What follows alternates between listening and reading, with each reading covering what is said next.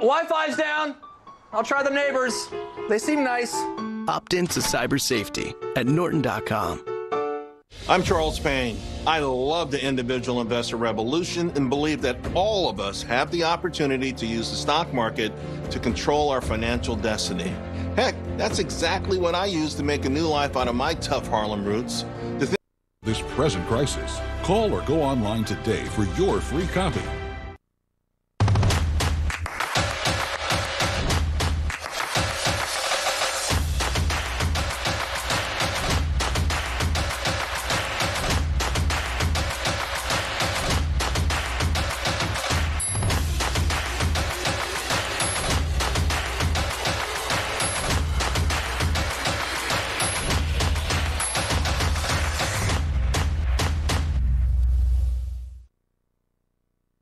Hi, I'm Jane King, and thank you for watching. This show is all about public, private, and blockchain companies. We bring you the innovators behind the companies making the headlines in that space. Some are sponsored, some are invited.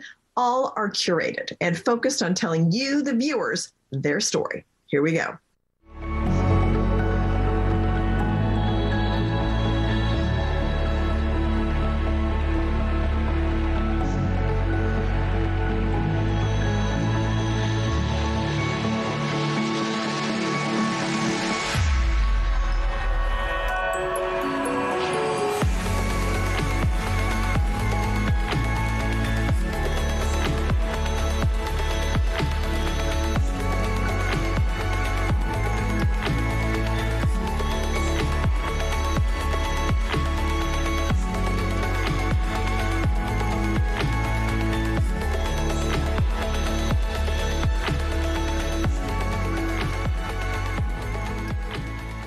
Artificial Intelligence Technology Solutions, AITX, does different robots, works with different companies for security and other business solutions. With me is the CEO, Steve Reinhardt. So, Steve, great to have you in the studio. It's so good to see you in person.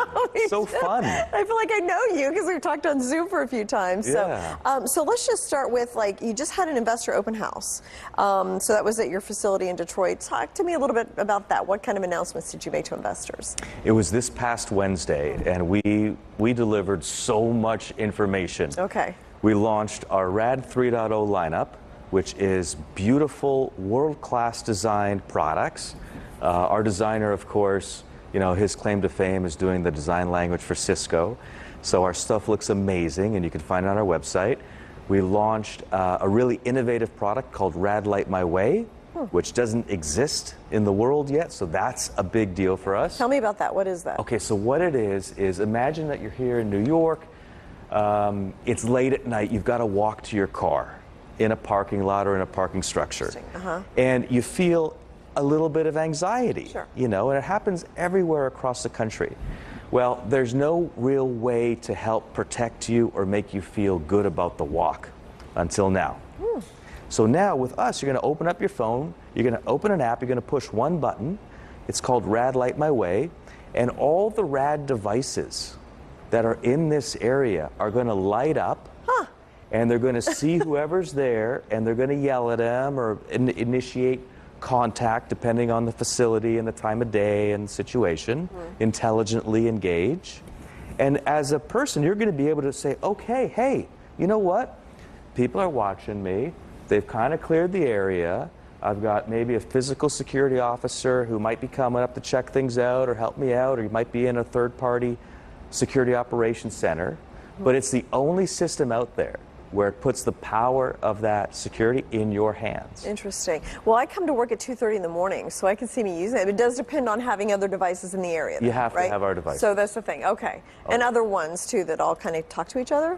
Just our devices right now. Okay. Yeah, we'll be opening it up over the coming years. Okay. But right now, it's just ours. Got it. And then I saw some press that some of your devices were outside convenience stores. Yes. Can you tell me what that's all? Is that a deal? Yeah, I mean, you know, they're all public view, so folks know that they're out there. You know, it's difficult for me to comment without permission on exactly how it's going, but I'll share with you that I'm pretty excited about it. And to my sight, at this time, everything looks like it's going well. Yeah. We're certainly solving some problems. I have to be cautiously optimistic when I am asked questions like that. Okay. But let's get back to one thing real quick, because there was another announcement on October 13th that we did this past Wednesday at the Investors Open House. And that was bringing an application into the hands of AITX fans and investors and customers, where they can now virtually place devices wherever they might be, earn points, earn merch. And the idea behind it is kind of crowdsourcing sales and doing additional investor and fan engagement. Again, nobody else does this. Where it goes, I don't know, but we're trying it, so I'm excited about it. Very interesting. So now, you've talked about, so we've got the Rosa device. Yeah. And the Scott device. Yeah. I don't remember Scott. Is that new? Oh, Scott was our first product. Okay. You talk about Scott, I remember Rosa. Yeah. Okay. Rosa's just flying off the shelves. Okay. Yeah, so update me on them. The sales, how they're going, where they're being used. Yeah, I mean, we broke through the 150 or 160 device marker. Maybe it's 170 now, which is great. With all the devices. With all of them, okay. Rosa, we broke through the 100. We shipped our 100th device, so that shows how popular Rosa is. And I think that Rosa 3.0 is going to be even more popular because it's amazing. And we're on what we call our road to 500. Okay. Which I think is amazing for a company like ours, you know? Ultimately, at the end of the day, I really feel, and not just me, but our team, our investors, our fans, feel that there is an inevitability about what we do. There's an inevitability that what we do will be everywhere in time. Interesting. It reminds me of Bill Gates saying a computer on every desk. Someday we'll have a robot everywhere. I think so. So how did you get there? I mean, how did you build the business? What did you focus on to get to this milestone? Yeah, it's been a long road. It's been a long road. You know, I started coding when I was a young boy on old hardware back in the day, and just studied business, entrepreneurship, had a few ventures, one really successful, a couple others less so, typical entrepreneur's journey. And this particular journey has been exciting because it has tested my persistence. Okay. And now we're kind of through the muck, we're on the way up, and we're getting real momentum. So now it's becoming fun. Yeah. Okay. But it was a lot of hard work to get here. It sure is. So, and then there's also Romeo. Yeah. So there's Romeo 2.0. Yeah. What can you tell me about that? Romeo 2.0 evolves everything that we did on Romeo 1.0. Obviously, it's 2.0, right? 1.0 was built after 300 designs that I went through. I burned through 4 industrial engineers to get to the shape that I liked. Okay. And now we're on 2.0. Okay. 2.0 has advanced mobility, advanced ability to communicate, reliability, advanced range. It takes everything that we did in 1.0 and just amps it up and makes it the type of commercialized product that can be everywhere. Whereas 1.0 was a little bit more specialized. So I'm really, really happy with it. Yeah. And then also you've just got a deal or a relationship with Ghost Robotics. Yeah. What does that entail? So Ghost builds what I think are the absolute best QUGVs, right? Quadruped unmanned guided vehicles, right? Robot dogs. Yes, yes. Which can be slightly terrifying. Oh, I'm in the business. I'm terrified. I'm terrified, and I'm pushing the buttons on this stuff. Yeah, yeah. So what do you use the quadrupeds for? We have a few applications for it. The one application that is public and is easy to understand is what I call a robotic junkyard dog. So now you got some rad devices, you're covering a large area, and when we see something from one of our devices on some corner of the property, we're going to dispatch the dog for further engagement. Okay. So it amps up that level of facility protection that we can do, which is awesome. But beyond that, we have a bunch of applications that I can't talk about. Okay. But primarily right now, from a public consumption standpoint, we're creating these junkyard dogs. Okay, next time. So just a final question, Steve. I mean, just how do you envision how we live? I mean, we're in Times Square. Do you see like 20 years of robots milling around Times Square, monitoring different things going on? I mean, how will we live with these robots? We have already started moving into the future that I see, and I'm going to share with you what that means. Your phone is probably in your pocket. It's probably no more than 2 or 3 feet from you at any time of the day, whether you're in the shower or you're sleeping. It's true. So you're already connected to the rest of the world. And you're connected to your thermostat and your cameras at home and your car probably. So take that concepts that we're already practicing right now, and then extend it to facility protection, protection of your home, protection of your business, where you have what I call these nodes, these intelligent nodes that you've said, hey, look for this, look for that. If you see something, interact with them. And bring the information back to you, or bring it back to a third party that you've engaged with to monitor and manage these devices. So that's the basis of what I see. But the future that I see, and I see it as inevitable, and I see it as on the road today, is where we are much more connected to a series of machines that are AI powered. And as scary as that sounds, we're doing that right now with the examples that I gave you at the beginning of my response. Yeah. So do I think that it's frightening? Yes, because it's change and it's different. And change and different are inevitably frightening. But it's inevitable. Yeah. There's guys like me working on this. It's going to happen. And I'm happy to be in a position where I can help. Okay, thank you so much, Steve. Always very interesting. A pleasure, Jane. Thank you.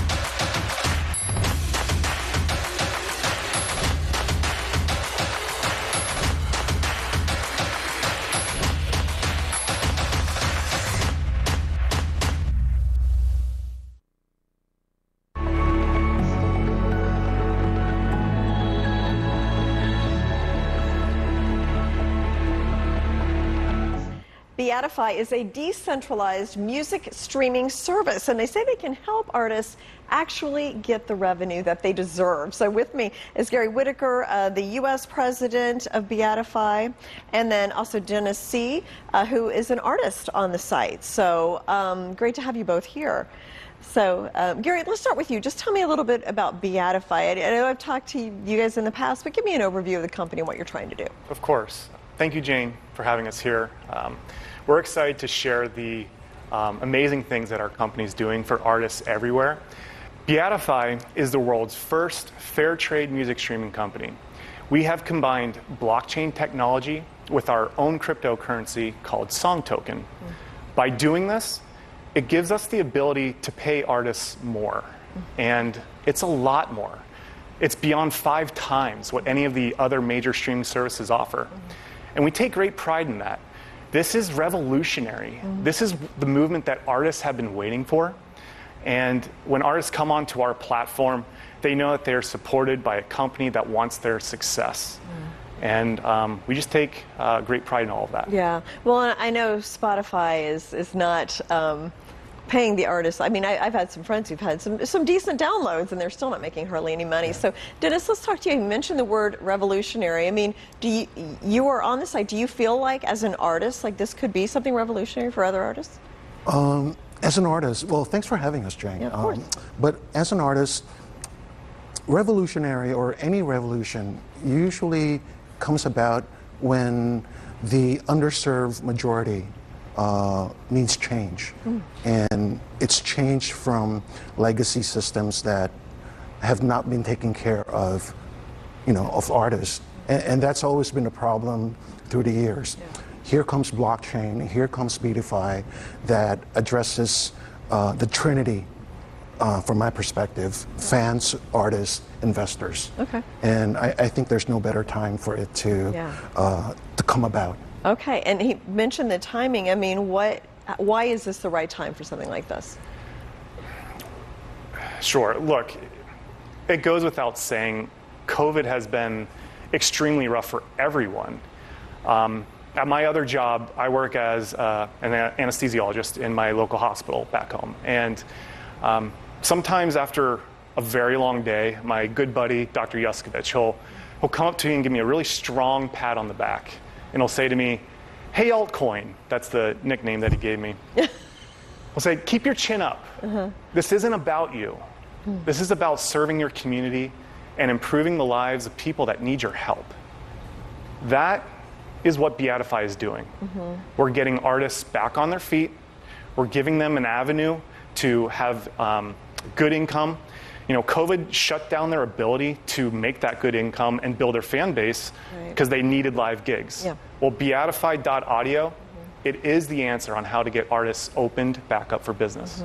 So explain how it works and how are you able to do that? Because we all love good art in our lives. I mean, it makes life, you know, enriching. So how are you able to pay them enough to make it worth their time? Sure. We approach it very simply. Artists come and on board with us. They get paid at an amazing level in our song token. We pay at a penny and a half per stream. The big leading companies like Spotify, with revenues of $9.2 billion last year, they pay their artists at a third of a penny per stream.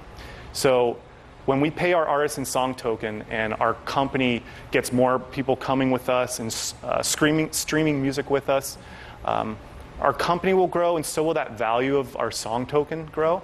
And as it grows, the earning potential grows as well. So the blockchain allows them to get a token where they can participate in the profits. So Dennis, I mean, are there other artists on the site? Any big names? I mean, what can you tell me about that? Well, as far as we're concerned, every artist on a Beatify platform is a big name. Okay. I mean, we're grateful that they have embraced what Beatify has to offer, and you'll never know. You might find your favorite artist, the next big name on Beatify.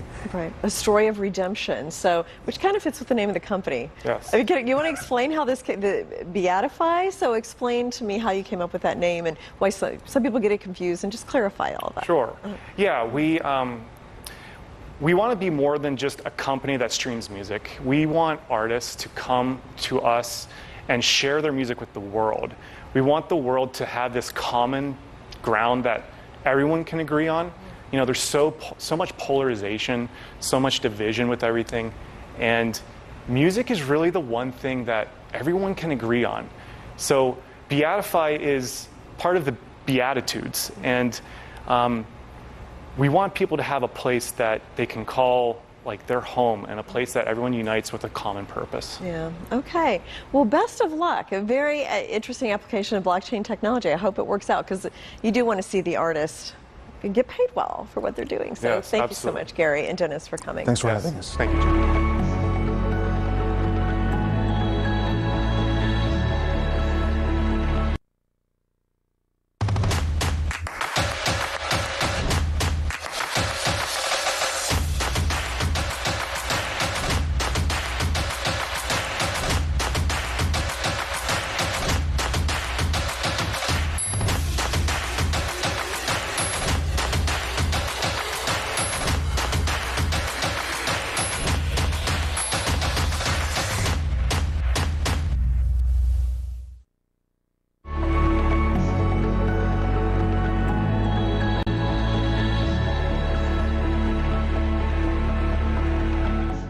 RegoPay bills itself as a neo-bank. It's in the fintech space, and with a flagship product is Missoula, which is really geared toward children and teaching them about money, something I am personally passionate about. So with me, CEO Dan Apter, and also Rick Lane, tech policy expert, child safety advocate, strategic advisor to Rego as well. So welcome, Rick. Nice to meet you. Nice to see you again, Dan. Well, thank you for having me. So, Dan, let's just start with, I gave a short little introduction, but can you go into some more detail about what Rego is doing? Sure. So really quickly, Jane, Rego's a neobank, privacy-first platform. Our platform is focused on family mobile commerce solutions, so both in-store and online purchases. Just to give you a little bit of context, the U.S. alone mobile wallet virtual debit card space is about an $800 billion total addressable market. And we're really focused on the 70 million plus underserved Gen Z kids and teens. So, and what I tell you is what makes us special is we have 3 patents in the areas of privacy, PCI attribution, and identity management. And we are the only certified COPPA and GDPR mobile wallet. So for those viewers that aren't really familiar with COPPA, it's abbreviation for Child Online Privacy Protection Act. It's very important because it's really what we're hearing today on Wall Street around protection of children and children's identity. So we like to say we offer all the features of a mobile wallet a kid wants, but we don't compromise on the safety and security a parent deserves. Yeah. Well, and Dan, the last time we talked, I have a 12 and 14-year-old, so right in the middle of the Gen Z, and they downloaded the wallet. And so we were kind of starting to play around with it a little bit. And you mentioned the privacy thing. I mean, it's very important to parents. I mean, and Rick, I understand you are discussing that. You're in Washington. Update us on where all that stands right now. Absolutely. With all the animosity happening in DC right now between Democrats and Republicans and Democrats and House and Senate, there is one unifying issue that both sides in a bipartisan, bicameral way agree on, which is the protection of children online and in this new digital space. So you're seeing legislation introduced in the House and Senate that's bipartisan. So it's really interesting because even if you watch the Facebook hearings the past week, as Senator Blumenthal said in an interview after, you close your eyes and you couldn't tell the difference between the Democrats and the Republicans. So this is a unifying issue that has a lot of focus, a lot of momentum, and Missoula is in a perfect position to really help kids protect their privacy and parents protect their privacy as we're going into a world that is more of a digital wallet online economy for kids. Yeah. So Rick, can you go into specifics about that? Like, as a parent, what specifically will my kids be protected? How does all that work? Sure. So as Dan mentioned, there's the Child Online Privacy Protection Act. When that was written by now Senator Markey, he was the House member when it was introduced back in 1998 and enacted in 99. The issue was how to protect kids in this new online world where kids' information is going to be collected. The legislation basically says that sites that are targeting 12 and under have to have an opt-in privacy regime, that parents actually have to give consent to allow these companies to collect their information. And that's what they're looking to change and increasing the age up to 17 and under. And that's one of the pieces of legislation moving forward. But there was also legislation that was introduced around the same time called part of the Gramm-Leach-Bliley Act, which was the financial services privacy protections for consumers. Now, back in 1999, when these bills were being discussed, kids didn't have credit cards or debit cards. And so the way Gramm-Leach-Bliley works, it's opt-out. So when a parent signs up their child for a debit card or credit card, unless they specifically opted out on how that information can be collected and used, the financial institutions can use it however they want. And so what Missoula has done with their apps, or Rego has done with their apps and their Kids Pay button, is say, we should have an opt-in regime for parents when their kids' information is being collected for financial transactions. Because most parents don't think about it. I mean, how many of us have ever opted out when we got those privacy notices? I know I haven't, and I'm supposed to be a privacy expert. And when I signed my kids up, I didn't even think about it. Okay, yeah. Thank you so much, Dan. Absolutely. Thank you. Thanks, Jane. Thanks, Rick.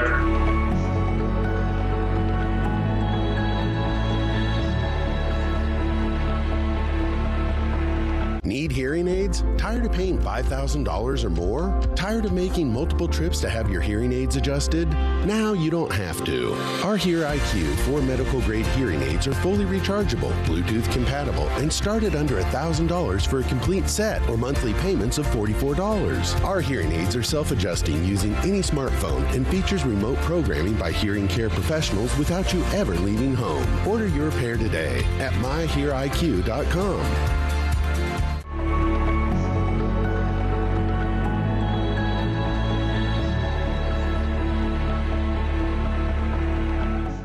SFIO is an asset management company involved in a variety of industries, everything from technology to food to property development. And with me is CEO Jess Laxon from New Zealand. So Jess, great to see you again. Great to see you, Jane. How are you doing? I'm good. Thank you. And I know that you're considering a name change to the company. So explain what's behind that decision.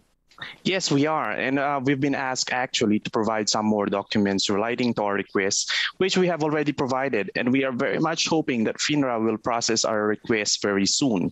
And in terms of the renamings, we are renaming Smoke-Free Innotech to Starfleet Innotech.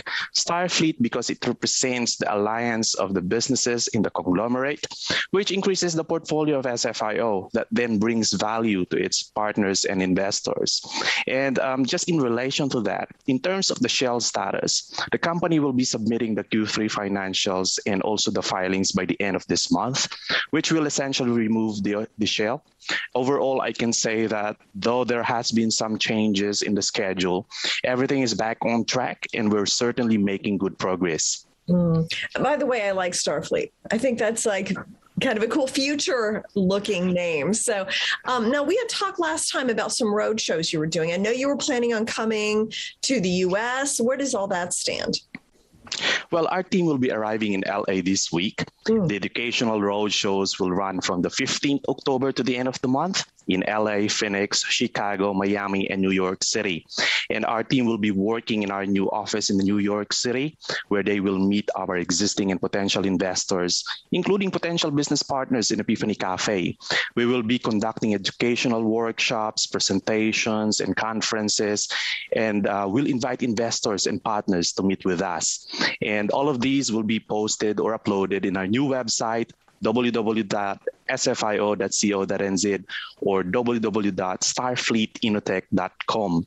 The new website is very informative, actually, and which will assist investors and partners to know more about the company's story, strategic roadmap, and updates. And just today, we have recently appointed the first batch of our advisory board. We have appointed a new CFO, that is Michael Venezuela. He's a CPA in Australia and CEO of MLV accounting firm. Mr. Roger Oriel, on the other hand, he is CEO of Asian Journal Publication in the US. He will be assisting our IR and PR teams that are based in the US to work on gaining exposure for SFIO. And Mr. Jonathan Petalver, CEO of the Global Academy New Zealand.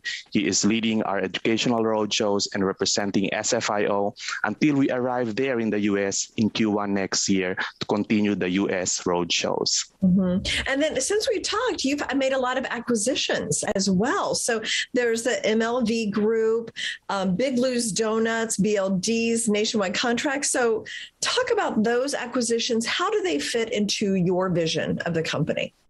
Thanks, Jane. Yes, certainly we did. So MLV Group, we acquired MLV Group, an accounting firm based in Australia with more than 5,000 clients that provides one-stop shop for all tax, accounting, financial, and social needs. MLV Group will also provide accounting and financial services to the SFIO conglomerate while pursuing its accounting firm expansion in Australia. While the Global Academy New Zealand, we established TGA, and it's headed by Mr. Jonathan Petalver. It is a strategic learning provider of master classes and workshops that aims to educate, equip, and empower SFIO's business partners, shareholders, and potential investors to have entrepreneurial and business leadership mindsets. And the Global Academy also will administer the training and business mentorship or coaching across the businesses in the SFIO conglomerate. And as we transition to the asset management model, our goal is to build leaders who will eventually lead builders of the businesses. And our most important assets here, as we recognize, are its people. I cannot run all the companies in the conglomerate by myself, but I can surely work with leaders who are running these businesses, which in essence necessary to maintain alignment throughout the conglomerate. And with regards to Big Lou's acquisition, Big Lou's Donuts is based in Australia and was established in 2008. Since then, they've been producing commercial donuts, which they supply to their wholesale customers like supermarkets across Australia. SFIO strategically acquired Big Lou's Donuts to basically enable and expedite the expansion of Epiphany Cafe in Australia, and by utilizing its factory, which at the moment produces about more than 9,000 donuts per hour. Imagine that. And Big Lou's Donuts is positioned in the commercial tier while Epiphany Donuts is in the upper tier of the market. With this, we are increasing our market share of donuts in Australia. And in terms of the contracts that you've asked, well, you're in all the hot tech areas, that's for sure. So very fast growing.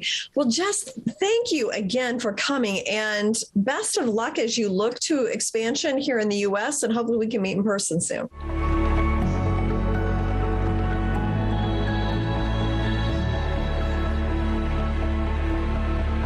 SEKUR, the true solution for your digital privacy and security. SEKUR is a private and secure messaging and email solution hosted in Switzerland, using proprietary military-grade encryption and Swiss privacy laws, giving you true privacy. SEKUR doesn't collect or sell your data and doesn't require your phone number or any personal data that hackers target. You can message and email non-secure users privately without the need for others to download SEKUR. Visit SEKUR.com. Regain and protect your privacy today.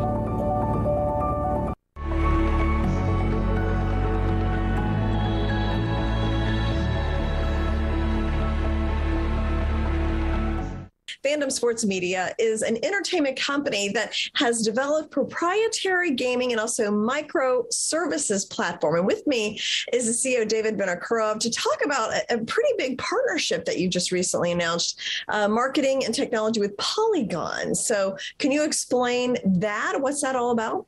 Sure. Yeah. So, we have a variety of microservices that we're offering for esports and sports. The large portion of that will be for fan engagement, so people can play, predict, get rewarded as they're watching any type of streamed content, esports or sports, or frankly anything. Through that process, as people are watching their favorite stream, we've built a platform that allows them to collect digital memories, or NFTs, non-fungible tokens. We've discussed that in the past. The challenge that we have in the NFT space today is that most NFTs are minted on Ethereum, which is a protocol that, is one of the blockchain protocols that exist out there. The problem with Ethereum is that it's very expensive to mint an individual NFT, and it takes a lot of time. So when we minted our first NFT 3-4 months ago, it took about 2 or 3 weeks and cost about $200. So what we're trying to do is we're trying to open up this collectible marketplace to everybody around the world, so people can mint hundreds of thousands, millions of NFTs. So by partnering with Polygon, their protocol allows us to mint for fractions of a penny an individual NFT. It allows us to mint them near instantly. So the technology that they've built, it just is going to change the game. So we're very proud to have them as one of our core partners when we launch our NFT marketplace in the fall. And, we're going to be doing some very cool things with them technology-wise and marketing-wise as well moving forward. Interesting. So I didn't realize that Polygon could also help you mint an NFT. And I guess it's the gas fees, right, with Ethereum that makes it also expensive? Yeah, exactly. So like I said, when a lot of NFTs people are seeing in the media, that they're selling for millions of dollars. And there was one that Beeple, was a famous artist, sold for $70 million. It's not a big deal if you pay $200. But if you want to really create them at scale across a large audience, and it takes 2 or 3 weeks, and how many moments can you think of in a 4-quarter football game? Right? There's things happening every second. So if you want to capture those moments quickly, create trading, create some velocity with the trading and the collectability of it. If you got to wait 3 weeks and pay $200, you'd think twice before you actually engage with the audience, right? So by partnering with Polygon and having Polygon as the underlying technology of our marketplace, people will be able to record NFTs on the fly, you sell them, trade them, whatever, through our NFT marketplace, and just speed up the evolution of the entire ecosystem. No, very interesting. So can anybody in the public use this mint NFT with the Polygon? How will you and how can they use the technology? Yeah, so Polygon, they've been around for a lot longer than us. They're actually one of the top 20 crypto protocols that exist there. The market cap of their Matic coin, it's in the billions of dollars. They've performed already, I think, almost 400 million individual transactions. They have 1.7 million different wallets out there. These are people that are using their coins in the ecosystem. So, we're very proud to partner with them. Their technology underlies a lot of the more readily visible companies that are in the sector. So we're proud to use their technology, if you have to use something, use the best, right? So we're proud to use them. And, the way that we're going to use them is very unique in the context of the sports and esports market. So they're going to play a large part in marketing our service to some of the companies that reach out to them that want to mint NFTs, because of what we're proposing to do, it allow you to do it faster, make additional funds. And at the end of the day, what we're looking to do is really license our capabilities to all of our esports and sports partners, help everybody make some money and, drive some value for our shareholders. Okay. And then of course, there's the whole marketing part of it too, like making sure people know it exists. How do you plan to do that? Yeah. So, when we go out and we say, look, we want to do all these wonderful, cool things and mint NFTs on the fly and create instant fan engagement and so forth, the question becomes, well, look, all due respect to David and the team at Fandom, but what you're saying is a big undertaking. Now, partnering with a company such as Polygon, or an organization, such as Polygon, it gives us a lot of credibility to say, look, we're one of the industry leading protocols that actually can back up, working with them, we can do what we're saying we're doing. So that gives us instant credibility right away. Well, it sounds like we may have to do a few more interviews here in the near term to update us on everything you're doing. So thank you so much, David. Thank you so much. Appreciate your time as well.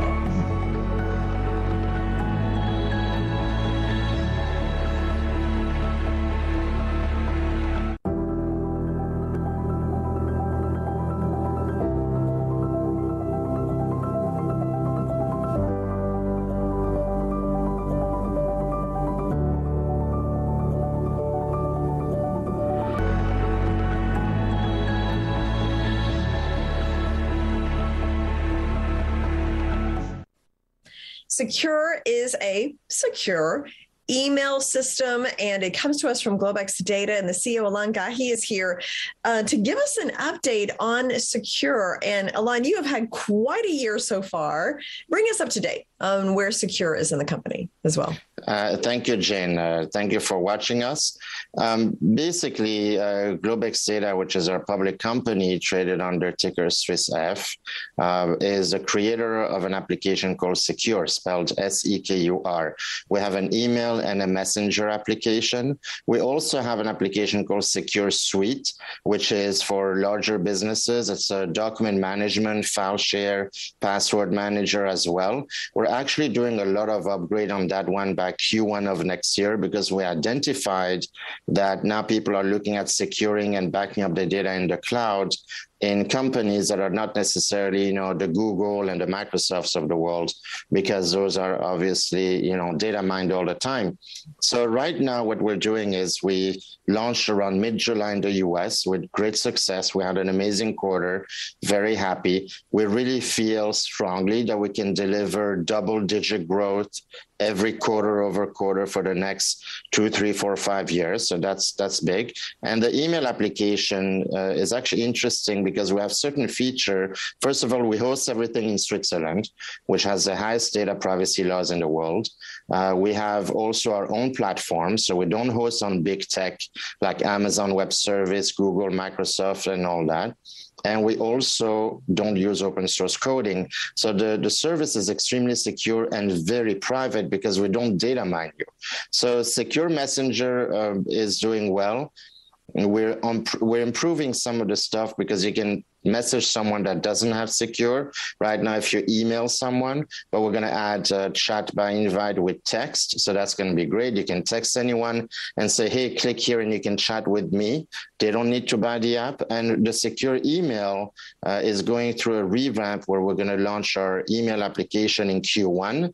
And that'll be a game changer because our application, our service, if you use webmail, you can use a service called SEKUR Send, which lets you send an email to anybody in the world without anybody on the internet being able to phish and hack it. But unfortunately, people don't know how to configure their email all the time. They don't want to use webmail. So this email application is going to take us from 0 to 1 million, really, because it's going to make it so easy. It's like downloading Gmail, but now you're going to download SEKUR Mail. Okay. So I'm sure people, they're listening to this and are like, that sounds really good, especially with all the hacks we've heard. What's the process for somebody to get on the SEKUR email?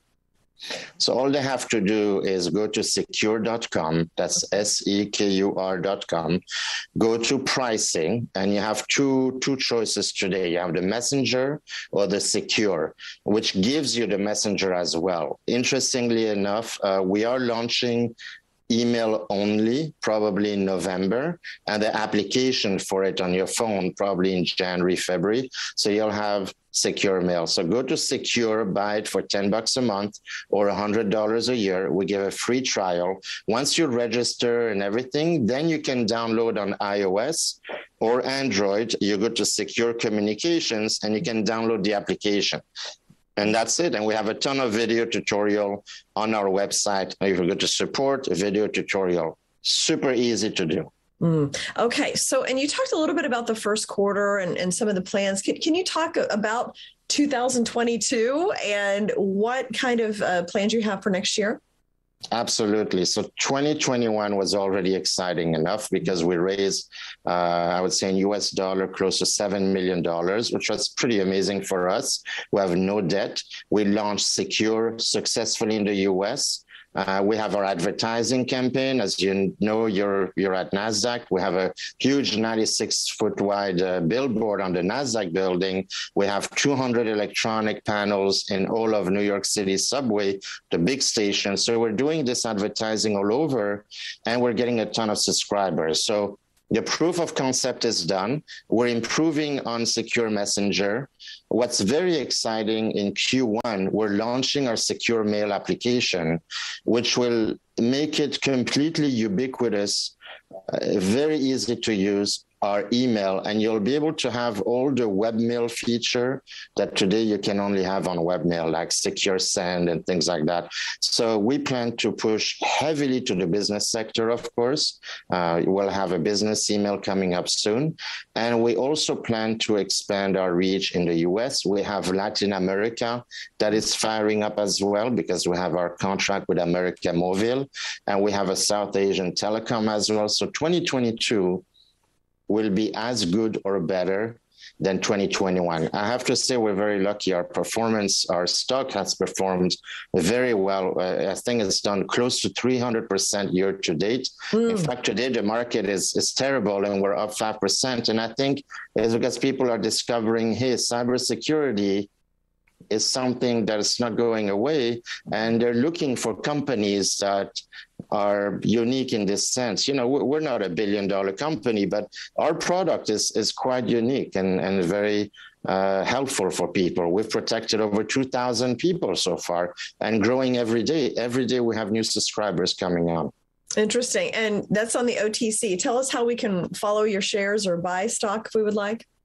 Sure. So if you want to buy it in the US, you go to any place basically and you type the ticker SWISF. We're a foreign issuer because we're still Canadian issuer. In Canada, it's Swiss, SWIS. I should mention that we are discussing plans to eventually uplist to NASDAQ in the next 24 months or less. Probably next year, Q1, we're going to have serious discussion. We identified about half a dozen investment banks that are interested to do so. So you type in on Yahoo Finance, on whatever you use, SWISF, SWISF. Thank you so much. I look forward to getting an update soon. Thank you, Jane, and thanks everyone for watching us.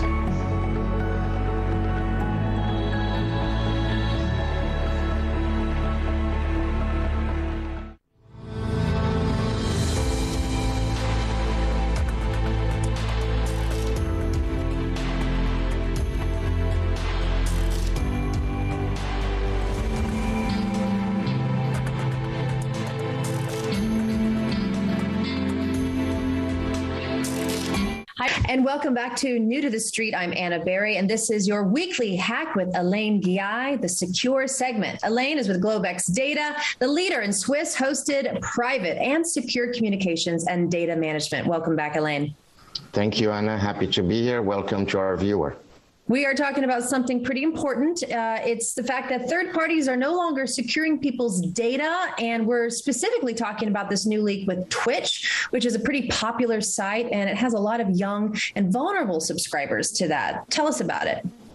Yeah, so what happened is Twitch, which is a very big platform for gamers, they got hacked, right? And in the hack, now they're investigating what has been stolen, and they're discovering that their PayPal information, which does include bank info, credit card, because when you have PayPal, eventually you want to get that money and you pay with PayPal, and it's directly linked to a bank account typically, or a credit card. So financial information, email, name, everything else. And the big thing is that nothing was hashed. So hashing is essentially kind of like putting a black marker in a database, so to speak. So you have all these lines of codes in database, and hashing it is masking it. It's like, you know, putting a bunch of hash so deep that it becomes like a gray mass, or you may have seen that in some password managers. So that wasn't even the case. So there was zero security whatsoever. And this is the problem with second and third party platforms that are not so concerned about your security, but they really want your data, and then they just want the users, you know, to pay for the services. And security and privacy is definitely at the bottom of the echelon in terms of priorities. So, so that's a huge problem. There's millions of people, and young people are vulnerable too. You know, they think they don't have anything of value, but they do have their data and their financial information. And you were talking about how secure email is a service you offer, and it's something that I've implemented myself. It's you have two emails, one email for more of the day-to-day fun stuff, and another email for the stuff you want to keep secure, private, and safe. That's it. So I also use that. So for business, obviously we use our secure email. In fact, every business should have an email like us. As a matter of fact, I think I mentioned end of October, November, we're launching our business domain email. We have a queue of people willing to already migrate to us. But as an individual, you should have always 2 or 3 emails. So ideally, if you do banking, medical, you know, you may have a mortgage broker you're exchanging information with, your accountant when you want to send your bank info for your tax return. You know, we don't think about these things. It's just everyday stuff. Use an email like ours, which has a secure send feature, which basically eliminates the need for the email flying all over the internet. It always stays in our secure servers. And then have your big tech platform, whether it's Yahoo, Gmail, Microsoft, anything you want. And when you subscribe to a magazine or you do your e-gaming things, you know, that's what you use. Now, I noticed that a lot of credit cards lately, I mean, last year was Capital One. They had this hack, you know, they get hacks all the time, and they tell you to double check your email and to change your email. So it's important. I mean, I would say you should have 3. You have like the top priority, which would be your secure email. As one of our customers actually put it a couple of days ago, he said, I'm going to use it very sparingly, meaning they're not going to subscribe to everything out there so that that email is sold again. They're going to use it for really private stuff. And then you have your mid-level, and then your other thing. You want to go to Twitch, then come up with a Gmail that you can change every 90 days, as a matter of fact. Oh, every 90 days. Well, you can change anytime because it's free, right? Right. That's true. That's true. You said that the Trojan horse is here and it's in the form of hackers. Why do you liken hackers to the Trojan horse and give that analogy? Well, the Trojan horse, which comes from Greek history and mythology, essentially it's people disguising as friendlies coming in. You know, the Trojan horse was in Troy, and then they brought this horse, and it was supposed to be a gift. And then inside the horse, there were all these soldiers that attacked whatever, the town and the castle. This is the same thing. Hackers coming in, let's say as gamers, you know, checking the open source coding, manipulating, trying to see how to get in and infiltrate. It's like a virus, essentially. It's like a virus that has an invisible method. They come in, and then once they're in an ecosystem like Twitch, for example, they go and wreak havoc and hack and steal everybody's data. The Trojan horse is an analogy because it's something that we don't really think, oh, it's not dangerous. You know, I have nothing to hide. I have nothing of value. But then at the end, if it happens to you and your credit cards are stolen, your bank info is being emptied and your PayPal account is empty, you will start to worry about that. So I took the analogy of the Trojan horse because it's innocent, it's inoffensive, but then it attacks by surprise without your knowledge ahead of time. Yeah, it's a great deceptive illusion. And again, you've taught this to me, and I think our viewers understand now. You don't have to be a big corporation.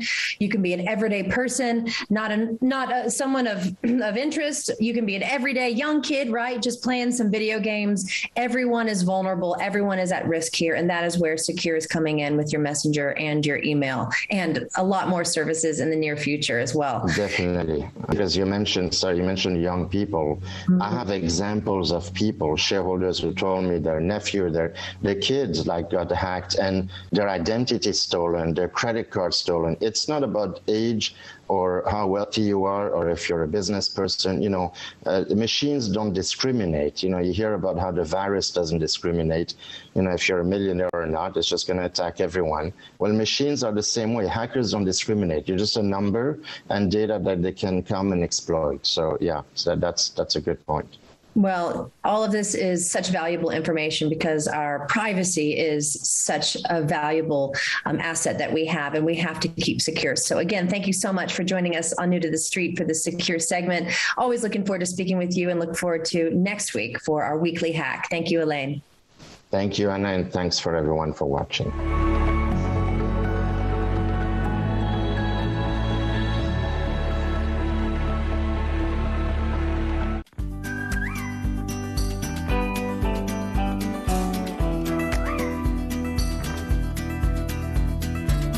PetProducts.com. Thousands of products. An Al Simon Wee Wee Pad Inventor Company.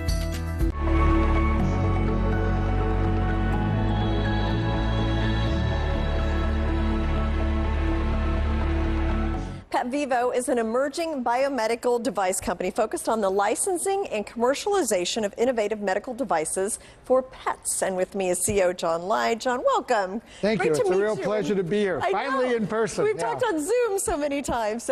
And you just had a major milestone uplisting PetVivo to the NASDAQ. You've also got a new CFO, NASDAQ season. Talk to me about all these things that PetVivo has been doing lately. Yeah, it's been an exciting 30, 40 days here. We gotten the uplift, we got tremendous more visibility, and our website has picked up tremendously in terms of viewerships.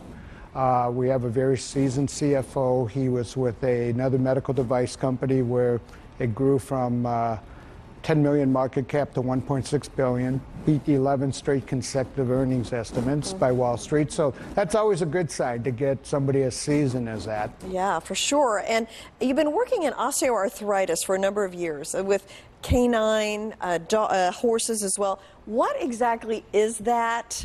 Explain that, and how's your treatment different? Sure. So osteoarthritis is the wearing away of the cartilage. It degrades over time. It doesn't get any better. And what happens is when it starts to wear away, you get bone-on-bone contact. With that bone-on-bone contact, you get inflammation and pain. And it's a very large problem for dogs and horses.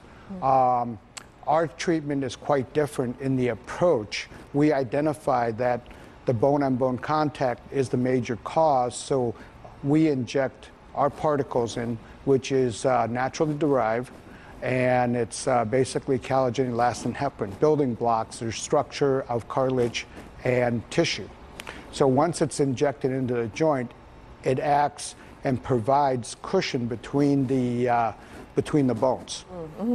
And given that the particles are wet and lubricious, it actually lubricates and keeps the joint cool, what natural cartilage would be doing. Yeah, so all the competitors are just focusing on symptoms, masking symptoms. How do I create a better NSAID? Because that's the gold standard treatment. You give a pill once or twice a day, and the dog doesn't feel any pain. And I would argue it actually leads to further damaging of the cartilage, because a dog, if they feel pain, they won't jump. In certain situations, they'll jump when they don't feel the pain. And the bones are still rubbing together. Absolutely. Okay, so you're actually fixing. Now, is that the spring treatment that I see on your website? Yes. So that's it. Okay. Yes. So, and that's basically what makes you different than other treatments. Correct. Okay. Yeah. We call it spring with osteocushion technology. The osteocushion are the particles, and those particles have many applications for both humans and animals. Now, how big of a problem is this for animals? Well, in the United States, the market size is about 4.8 billion actually, and growing at 7% a year. So in terms of dogs, you're probably looking at 15 million dogs a year that will have it. For horses, it's probably close to 1 million horses. So the population for dogs in the United States is about 65 million. And horses about 7.2 million. Yeah. Well, and I feel like people are getting more animals. Yes. Adopted, especially during the pandemic, but even before that, like the pet industry was growing so much, so that you would kind of grow along with that, I would think. Yeah, so, the demographic drivers in the marketplace are that less and less people are getting married, less and less people are having children, so their pets become their children, and it's called the humanization of the family pet. So they become part of the family, and people will spend whatever it takes to improve the quality of life of their pet, just like with their children. Sure. And you see that in the increase of per spending. So in 2012, when a pet owner decided the dollar amount they would end treatment would be about $1,700 in 2012. Today's $10,700 is the dollar threshold before they tell the vet, I don't want to provide any more treatment. Wow, that's interesting. Now, I don't happen to have a pet. Okay. I would love one, but that's another story. But so what if I did and it was aging? Like, what would be the first steps I would take with your company? Sure. Basically, the first point of diagnosis, the consumer will see the mobility of the animal diminish, the dog. And then they take it into the vet, and the vet generally will do a mobility test or do x-rays. And then they'll be able to identify, hey, the dog has osteoarthritis. The cartilage is wearing away. And, you would ask the vet, what are my treatment options? And they generally would say, let's start an NSAID. But, we're providing something probably costing about the same over an annual basis. Something that doesn't have the negative side effects, but actually ends up providing pretty much instantaneous mobility increase and quality of life increase for the animal. And would you ever have the opportunity to take this beyond dogs and horses? Yes, so we were initially funded by NIH and DOD. So a lot of the work was done on the human side, and that's how we got into the animal side. Is when I joined the company, I said, we have a unique opportunity here that the FDA has declared our product as a device on the animal side, so we can go right in, on the human side, excuse me. So we can go right into the animal side without pre-clearance by the FDA. So we were able to commercially go right into the marketplace. Just real quick, does pet insurance cover this? Yeah, it has been because we're declared as a veterinary device. Okay. And most insurance will cover devices. Okay, interesting. Yeah. So now you've had multiple press releases lately about some personnel, new distribution partner on the East Coast. Can you elaborate on that? Sure. So, after we got on NASDAQ with the capital raise, we're utilizing that capital to bring all the pieces together to really help the company grow at a very fast rate. We brought in national sales manager national sales by the name of Mark Middleton. He's got over 30 years of experience. In his last company, he took to 800 million in sales in the veterinary space. And then we brought in Russ Sickle, who was in marketing pretty high up at Pfizer Animal Health. Okay.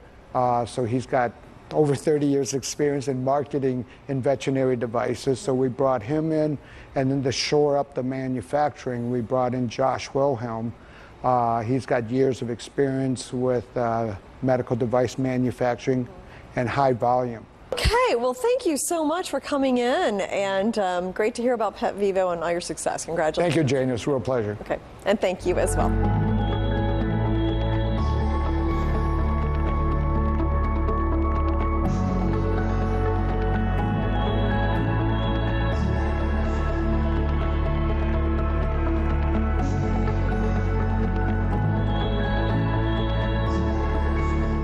Closed captioning brought to you by MagnaLife Leg and Back Pain Relief for pain-related symptoms of sciatica. Tired of pain radiating down your leg and lower back?